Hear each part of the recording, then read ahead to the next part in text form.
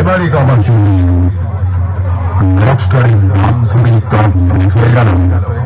এবারই কামার চুরি রকস্টারের নাম শুনেই কাজ শেষ হয়ে গেল।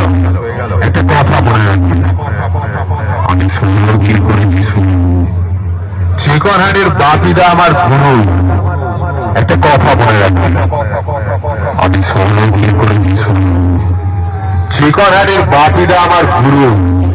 আমার সঙ্গে কম্পিটিশন করতে লাগবে আমি